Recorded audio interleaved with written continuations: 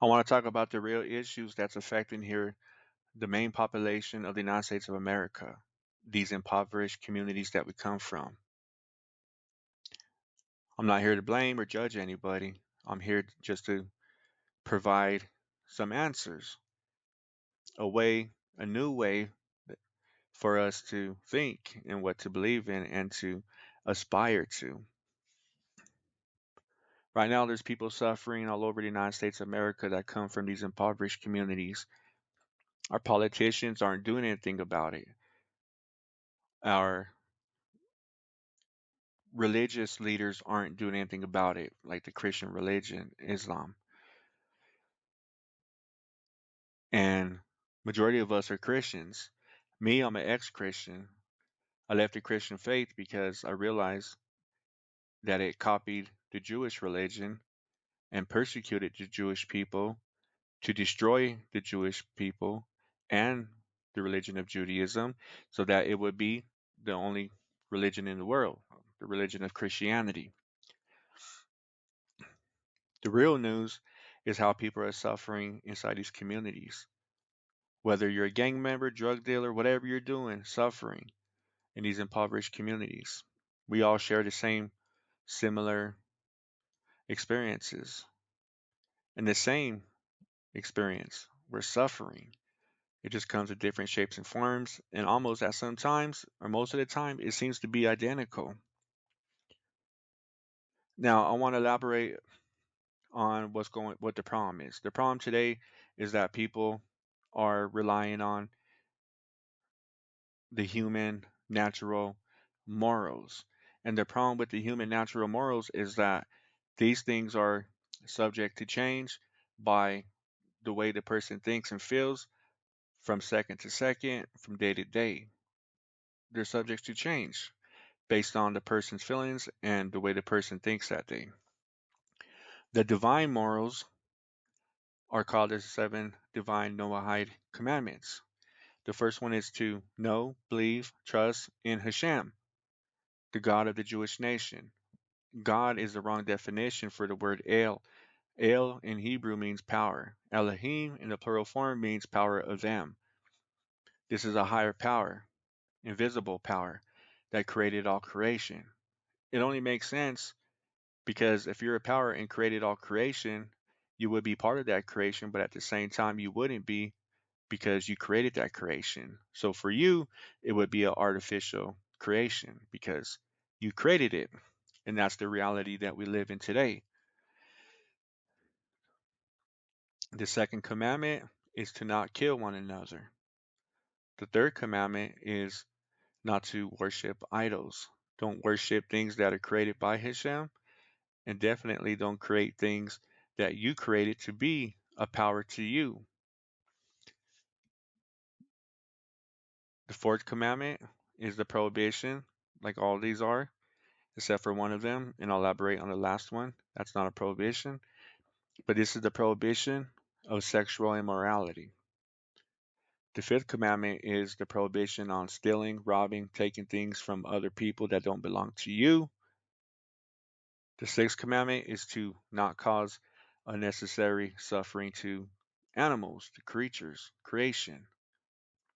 And the seventh divine commandment is we have the obligation on a individual level to uphold these seven divine Noahide commandments in our personal life, in our education, in our belief system, in the way we conduct ourselves in society, in our families, in our communities, wherever you may be in the world.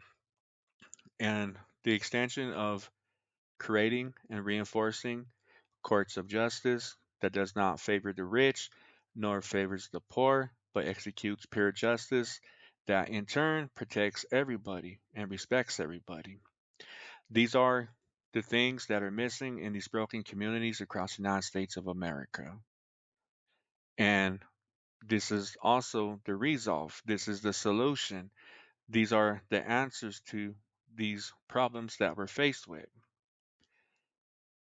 So, here, these commandments, study them, research them, educate yourself. If you need more clarification, consult with an Orthodox rabbi.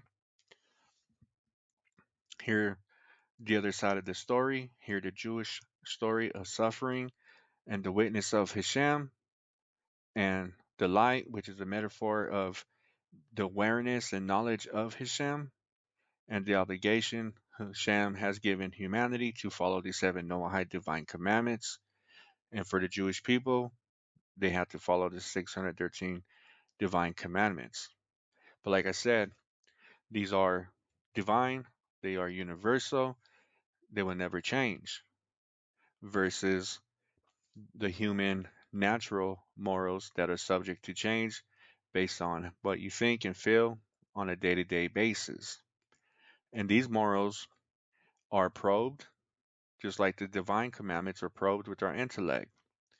But at the same time, the divine morals override our human natural morals. This is something that we strive for with our intellect, with our reasoning, to aspire to greater heights, to becoming, after all, what is a is a human being that is kind to itself and to other people and creation. That's what we're all striving for in life. We're all looking for answers to the questions that we have. And I know with certainty that the Orthodox rabbis have the answers that we're all looking for. I'm out of here, you guys. Hope you like this little presentation about from the hood to knowing Hashem is good and does good in a broken community. You might be struggling right now. You might be suffering right now in these broken communities. And you know where I'm coming from and you know what I'm talking about. But keep in mind, you can get out of that system. That's all it is. It's just a fake system. It's just a lie.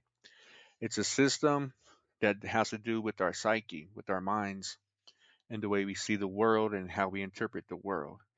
You have to break out of that system, and the only way to break out of that system is by following the seven Noahide divine commandments, reaching out to Hashem for clarification, consulting with his teachers, the Orthodox rabbis, for further clarification upon the seven divine commandments, and becoming a good person.